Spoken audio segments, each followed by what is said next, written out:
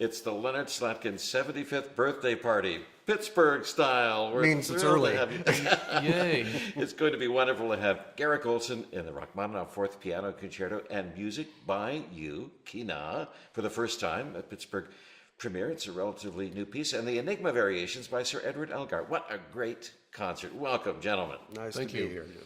Have you worked together a lot? Yes. You want to do it or me? Well, So what's the first time with it? Mostly Mozart or Aspen? First time was Aspen many decades ago in the last century. And we've done mostly Mozart. We've done a lot of stuff, lots and lots of stuff, including, we discovered today, our mutual first performance ever of the Rachmaninoff Fourth Concerto at the Hollywood Bowl. Of all places. It was not meant to be my first because I had a smaller orchestra sort of out-of-town tryout thing, but that fell through a couple of months before, and I had enough nerve just to say, okay, I'll play it for the first time there. It doesn't come up very often.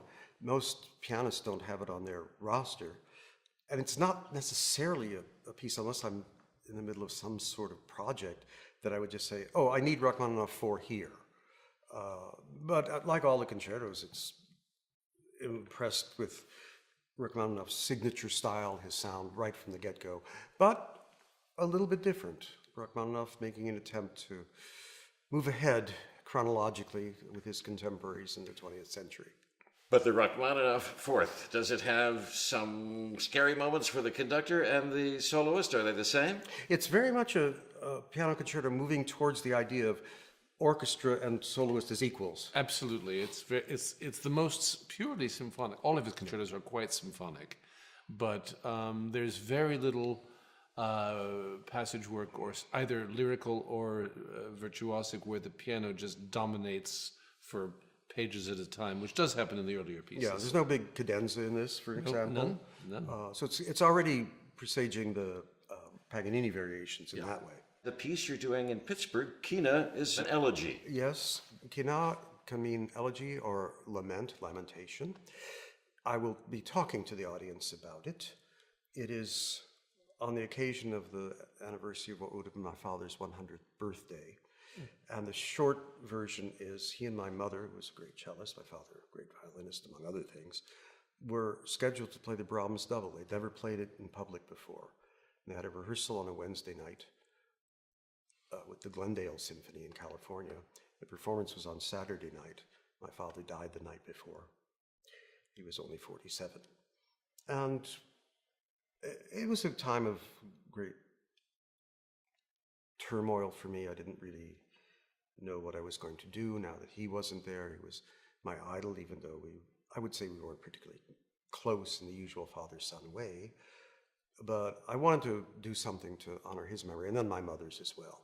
So this piece is based on the first 4 notes of the slow one of the Brahms double, and it appears in various guises, but you don't recognize it outright as being that until the end, when an offstage violin and cello play it.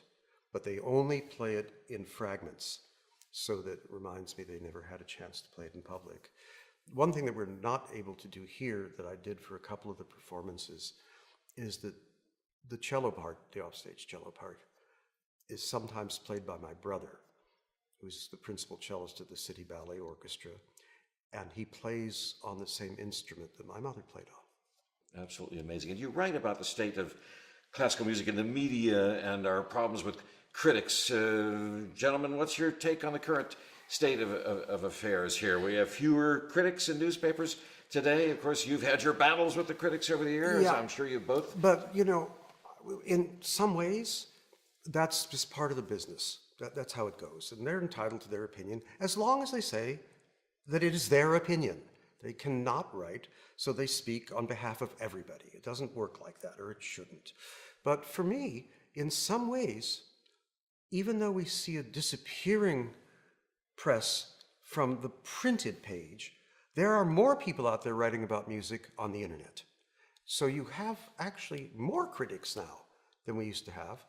I hope that the level of journalism and the level of writing gets to a high degree, as it should.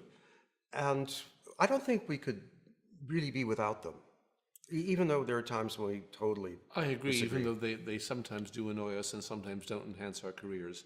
Uh, but nevertheless, I think it's part of the synergy and dialogue that's needed. But look at cities that have completely lost their greats. Detroit, we have 2 newspapers with 2 very good people who wrote for those papers, and they are no longer there, and there's no reportage of musical events in the Detroit area, and that's sad.